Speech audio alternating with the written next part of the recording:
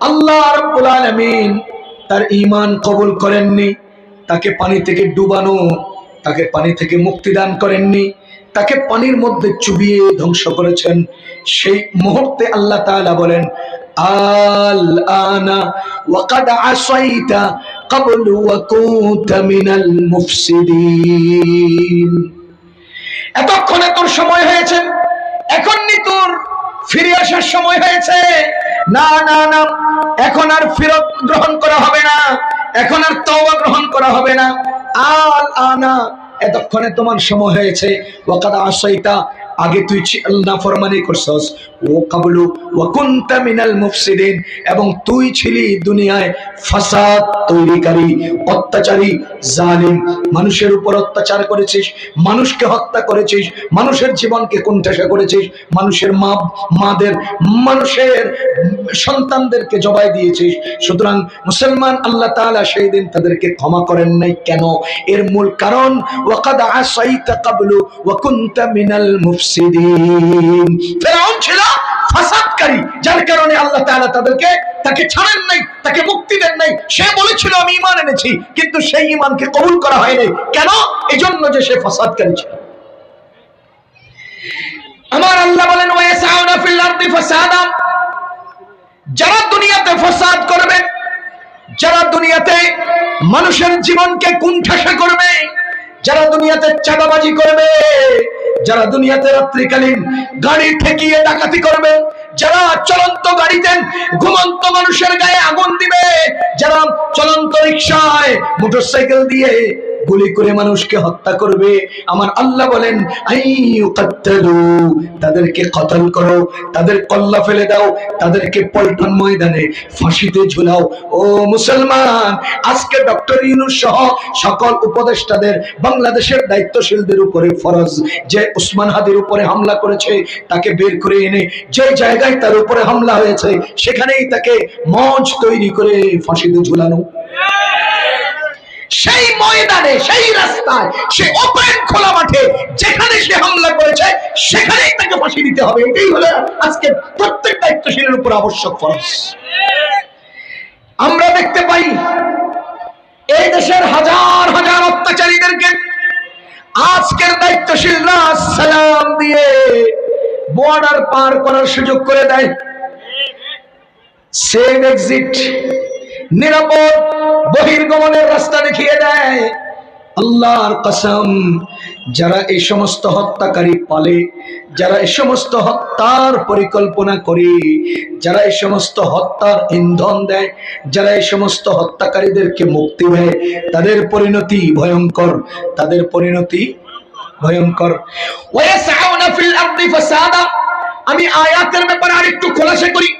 ওয়ায়াসাউনা feel আরদি ফাসাদা, জমিনের মধ্যে যারা ফাসাদ করতে চায়, আইয়ুকাত্তালু, ফাসাদের সাথে সাথে ভালো করে বুঝেন, ভালো করে বুঝেন, ফাসাদের অবস্থা চার প্রকার। ফাসাদের অবস্থা হলো চার প্রকার। এক নাম্বার, যদি সে শুধু মানুষ মারে, যদি সে শুধু মানুষ মারে। দুই নাম্বার, যদি সে মানুষও মারে, মানুষের সম্পদও চুরি করে।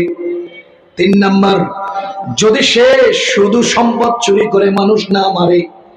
চার নাম্বার, যদি সে শুধু মানুষকে ভয় লাগায়, সম্পদ চুরি করে নাই, মানুষও হত্যা করে নাই।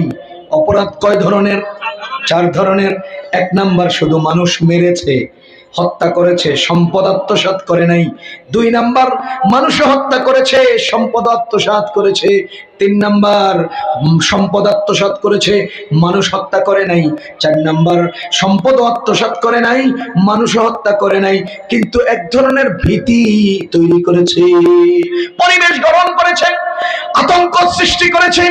এই চার অপরাধের চার ধরনের শাস্তি আমার আল্লাহ কোরআনে উল্লেখ করেছেন।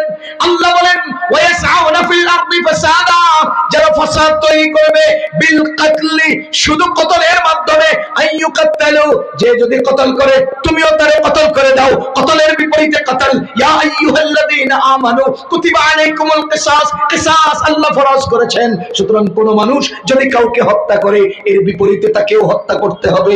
ওই যে আফগানিস্তানে কিছুদিন আগে এক লোকে অনেকগুলো মানুষকে মেরে ফেলছে, আফগান সরকারের দায়িত্বশীলগণ বিশাল ময়দানে ওই হত্যাকারীকে কিসাসান হত্যা করেছে। আমেরিকা ওয়ালারা মানুষ হত্যা করে, হ্যাঁ ইন্ডিয়া ওয়ালারাও, আফগানিরা মানুষ হত্যা করে, অমুক ওয়ালারাও আফগানিরা মানুষ হত্যা করে। ও দুনিয়ার মানুষ, যে হত্যাকারীকে হত্যা করা হলো সে যে আরো 13 জন হত্যা করছে, তখন তোদের আক্কল ছিল কোথায়? কিরে ভাই, যেই লোকটা উসমান হাদিরে হত্যা করলো তারে ফাঁসি দিতে তোমার মায়া কান্না হয়, উসমান হাদিরে মারার টাইমে তখন তোমার মায়া কান্না কোথায় ছিল? আওয়ামী লীগের শাস্তির আওতায় আনতে গেলে তোমাদের মতো সুশীলদের গায়ে আগুন লাগে, আবরার ফাহাদরে হত্যা করেছিল, তখন তোমার সুশীলতা ছিল কোথায়?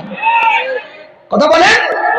আয়না ঘর তৈরি করে শত শত মানুষকে যে এইভাবে জীবন্ত কবরে হত্যা করেছে, তখন তোমাদের সুশীলতা ছিল কোথায়? এই অত্যাচারী জালেমদেরকে ফাঁসিতে ঝুলাবে, এখানে কোনো নমনীয়তা চলবে না, স্বজনপ্রীতি চলবে না, মায়া কান্না চলবে না।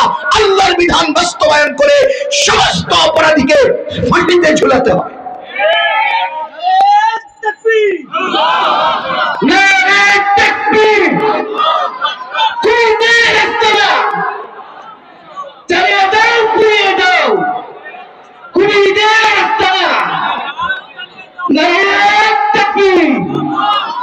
দুনিয়াতে অপরাধ হয় কয় ধরনের বললাম?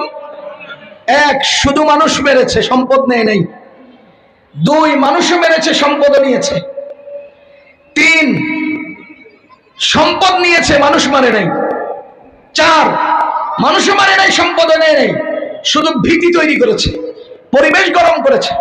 আমার আল্লাহ বলেন ওয়াসআউনা ফিল আরদি ফাসাদা, জমিনে তারা ফাসাদ তৈরি করতে চেষ্টা করেছে। কিসের মাধ্যমে? বিল কাতল, হত্যা করার মাধ্যমে।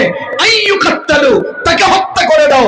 যদি ওয়াসআউনা ফিল আরদি ফাসাদা বিল কাতলি ওয়া গাসবিল আমওয়াল, যদি তারা হত্যা এবং গসব করে মাল সম্পদ, আইয়ুসাল্লাবু, তখন তাকে ফাঁসিতে ঝুলিয়ে দাও, তাকে ফাঁসিতে ঝুলিয়ে দাও। যে লোকটা মানুষের সম্পদ নিয়েছে, মানুষও মেরেছে, তাকে ফাঁসিতে ঝুলিয়ে দাও, লটকিয়ে দাও হাজার মানুষের সামনে। তিন নাম্বার, যদি কেউ ওয়াসআউনা ফিল আরদি ফাসাদা বিগাসবিল আমওয়ালি, আর যদি কেউ দুনিয়াতে ফাসাদ তৈরি করতে চায় মানুষের সম্পদ আত্মসাতের মাধ্যমে, তো তাদের ডান হাত বাম হাত কেটে ছেড়ে দাও, তাকে জীবনের জন্য ডাকাতির শাস্তি দিয়ে দাও। 4 নাম্বার, যদি কেউ দুনিয়াতে হত্যাও করে নাই, সম্পদ নেয় নাই, শুধুমাত্র ককটেল ফুটিয়ে ভীতি সঞ্চার করেছে, ভয় তৈরি করেছে, এলাকার মধ্যে আতঙ্ক সৃষ্টি করেছে, আমাদের ইমামে আজম আবু হানিফা রাহমাতুল্লাহ আলাইহি বলেন, যদি তাদেরকে দেশ থেকে বাইর করে দাও তো দিল্লিতে বৈশা আমার দেশে আতঙ্ক তৈরি করতে চেষ্টা করবে, সুতরাং তাকে যাবজ্জীবন কারাদণ্ড দিয়ে দাও।